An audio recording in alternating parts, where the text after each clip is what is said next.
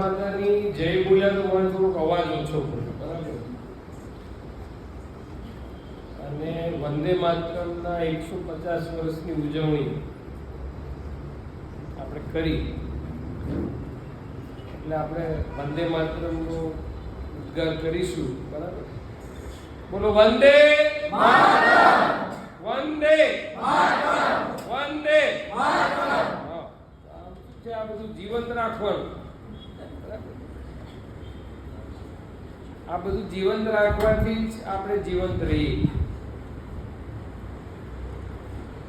આપણા સૌ માટે ખૂબ આનંદનો વિષય છે કે જેવી રીતે કોરાટ સાહેબે બતાવ્યું એ પ્રમાણે 93 બજેટ લીધું તમે, 93 બજેટ થઈ ગયા છતાં આપણને એવું લાગે છે, સરકારને એવું લાગે છે કે બજેટની જે રીતિ નીતિઓ છે એની સાચી માહિતી લોકો સુધી પહોંચતી નથી. અને એના કારણે ઘણીવાર એવું બને છે કે જે લોકોને આનો લાભ લેવાનો છે એ માહિતીને અભાવે નહીં લઈ શકે. એવું પણ બને છે કે ઘણીવાર ફાળવાયેલું બજેટ વણવપરાયેલું રહે. આવી બાબતો આ ગતિશીલ સરકારને ધ્યાનમાં આવી એટલે એણે આવું એક આયોજન કર્યું કે આ બજેટની દરેક જગ્યાએ ચર્ચા થાય અને એ માટેની જવાબદારીઓ નક્કી કરી. દરેક ક્ષેત્રને જવાબદારી આપી છે. એમાં શૈક્ષણિક ક્ષેત્રને યુનિવર્સિટી કક્ષાએ કોઓર્ડિનેટ કરવા કીધું છે. એટલે આપણે પણ આપણી યુનિવર્સિટીમાં 10 જેટલી જગ્યાએ જુદી જુદી કોલેજોના માધ્યમથી આ બજેટની ચર્ચામાં સામેલ થયા છે અને એનું એક સ્ટ્રક્ચર બનાવ્યું છે કે એમાં યુનિવર્સિટીના એક પ્રતિનિધિ હોય, એક વક્તા હોય જે યુનિવર્સિટી મોકલે, એની અંદર એક રાજકીય પ્રતિનિધિ હોય અને આનું દરેક વસ્તુનું રિપોર્ટિંગ કરવાનું છે. એટલે એક રોબોટ સિસ્ટમ ઊભી કરવામાં આવી છે. એટલે સૌથી પહેલાં તો આવી સરસ સુવિધા જે સરકારે ઊભી કરી છે એના કારણે આજે આપણે સૌ મળ્યા છીએ. એટલે સરકારશ્રીના આવા પોઝિટિવ અભિગમ માટે સૌ પહેલાં તો મારા આ પ્રોગ્રામના માધ્યમથી સરકારને ખૂબ ખૂબ અભિનંદન પાઠવું છું. આવો સરસ નિર્ણય કરી અને આ દેશના યુવાનોને આ વિષય સાથે જોડવાનો એક ઉમદા પ્રયાસ કર્યો.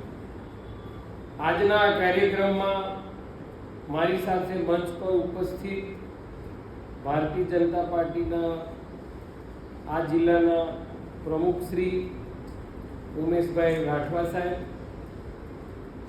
આ સંસ્થા જેના નેજા હેઠળ કાર્યક્રમ યોજાયો છે એ ટ્રસ્ટના મંત્રી માનનીય સુમનભાઈ પટેલ સાહેબ, આ કોલેજના યુવાન આચાર્ય, યુવાન એટલે કે મારાથી મોટા છે એમના વાળ જોઈએ મને ઈર્ષા આવે, મને એવું થાય કે મારે આ જ ઘટે છે. બાકી બધી ફિટનેસ હું એનાથી હારી રાખું છું, બરાબર, પણ આમાં આપણા માઇનસ થઈ જાય મારે.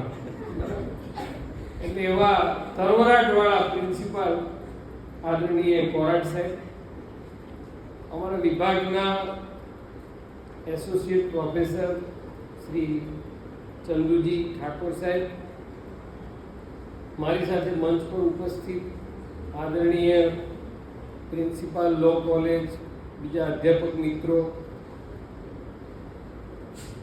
બીજા કર્મચારી મિત્રો, પત્રકાર મિત્રો અને વાલા વિદ્યાર્થીઓ,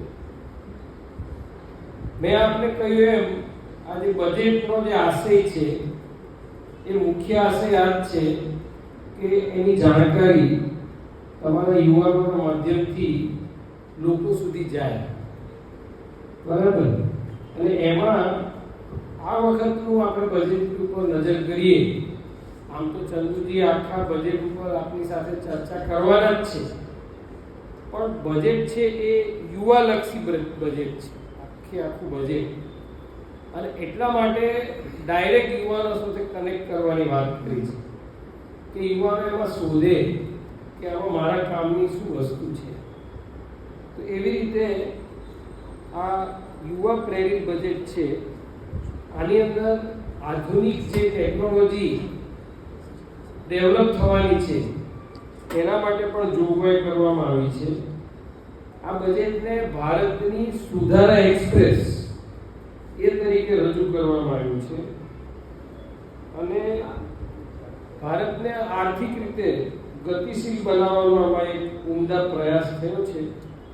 હવે આમાં જે મુખ્ય સ્તંભો છે એની વાત કરીએ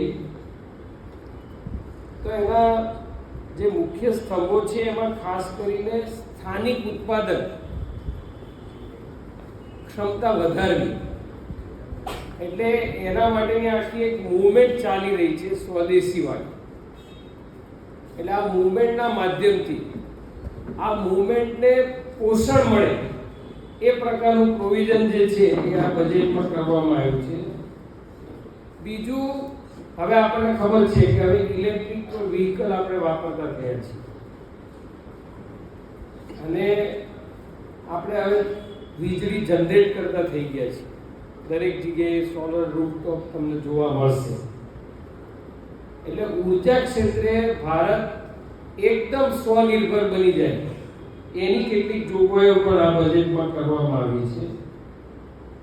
બીજું, આર્થિક મજબૂતી અને નાણાકીય સ્થિરતા રહે એને લગતી જોગવાઈઓ થઈ છે અને આપણો જે વિકાસ છે એ નિરંતર ચાલુ રહે એના માટેની રીતિ નીતિઓનો સમાવેશ થયો છે.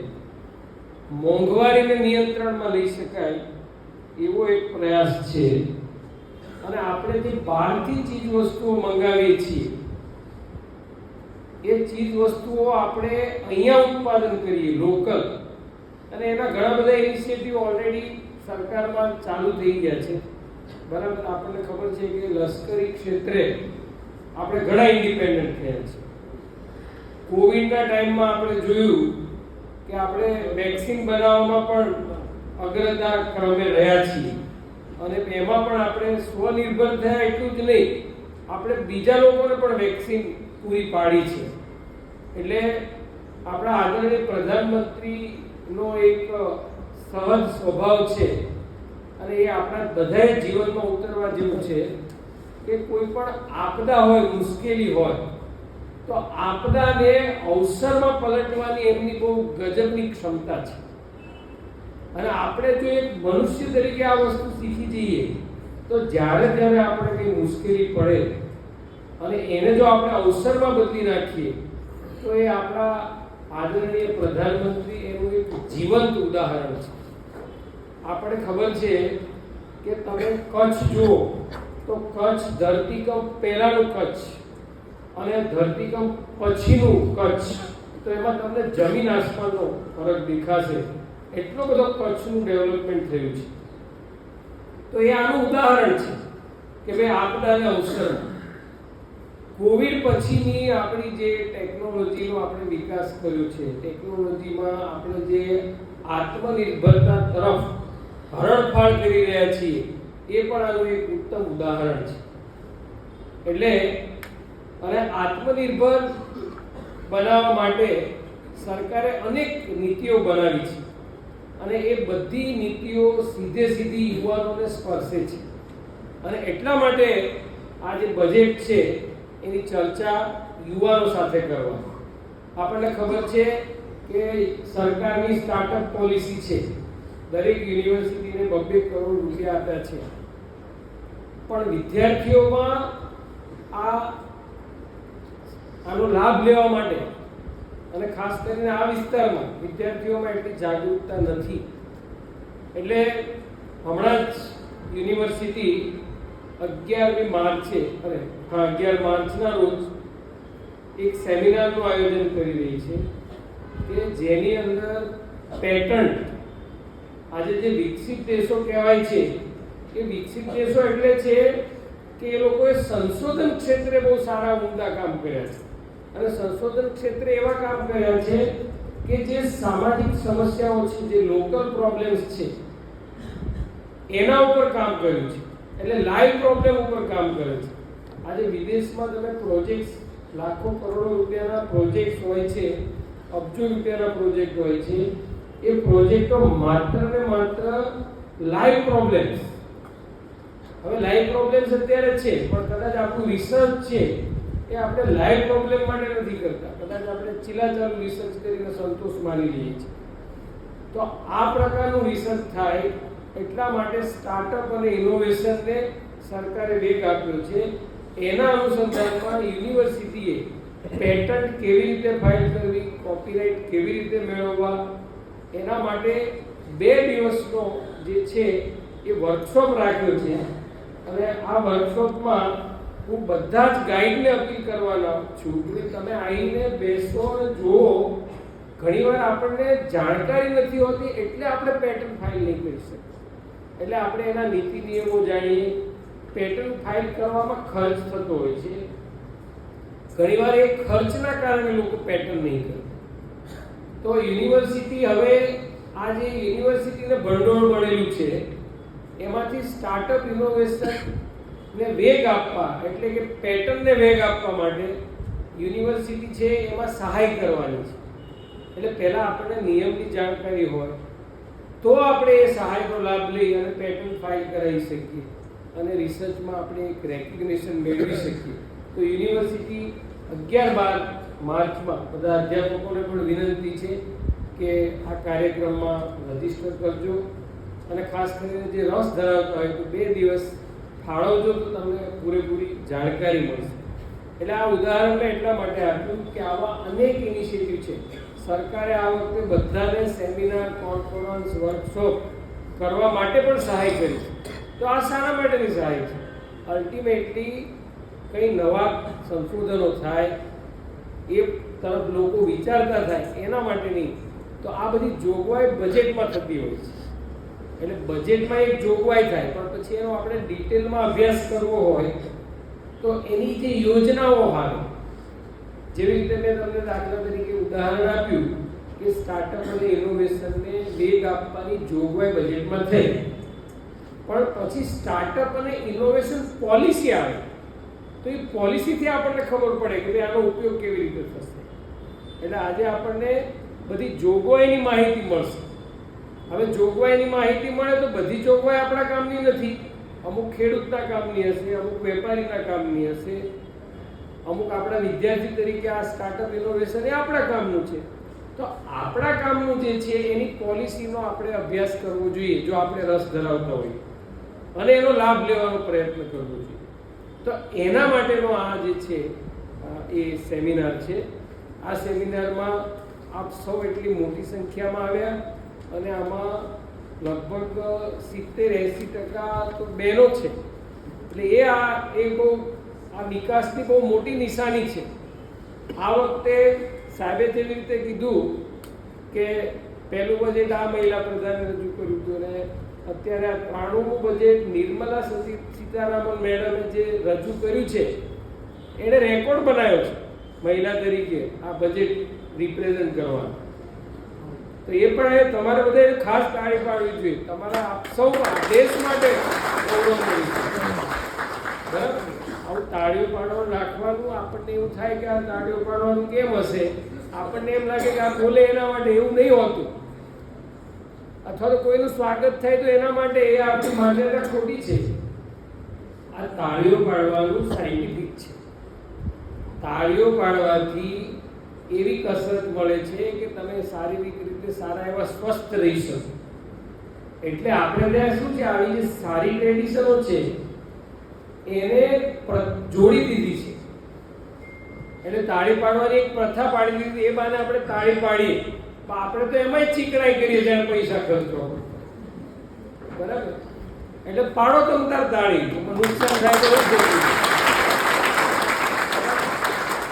લોકો સવારમાં તમે બગીચામાં જાઓ, કમાટી બાગમાં જતો ચાલવા, બરોડામાં હતો ત્યાં સુધી દરરોજ, તો સવારે બધા 5-5 મિનિટ સુધી તાળીઓ પાડે. બરાબર, એટલે મેં કીધું જો આ બધા એક છે ત્યારે પહેલા નહીં પાડી, આ પહેલા પાડી હોત તો અત્યારે ના પાડ્યું. અને પછી છે ને બે હાથ ઊંચા કરીને ખડખડાટ હસવાનો પ્રયાસ કરે, હસવું આવે નહીં. મેં કીધું આ બીજું એ છે કે આ બધું હસ્યા નહીં, એટલે તાળીઓ પાડવાનું હસવાનું એ માત્ર ને માત્ર આપણા પોતાના માટે છે. એટલે જ્યાં મોકો મળે ત્યાં ચૂકવો નહીં. બરાબર?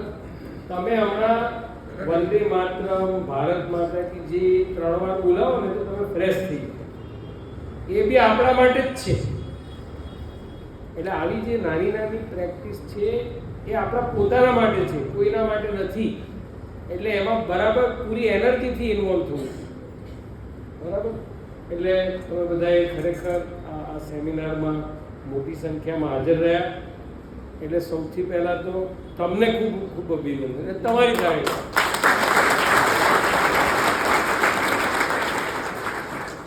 હવે સંસ્થાએ અને આદરણીય કોરટ સાહેબ, સુમનભાઈ સાહેબ અને બધા અધ્યાપક મિત્રોએ અમને બોલાવ્યા, અમારું સન્માન કર્યું, અમને તમારી સાથે વાત કરવાનો મોકો આપ્યો. એના માટે પણ એમનો ખૂબ ખૂબ આભાર માનું છું. બરાબર? અને મારે આના પછી બીજા કાર્યક્રમમાં જવાનું છે. એટલે સુમનભાઈની અને ઉમેશભાઈની અને સુમનભાઈ બે બાજુ છે. કોરટ સાહેબ, મારા ઠાકોરભાઈ બધાની રજા લઈ લઉં છું કે મારે એક કાર્યક્રમના લીધે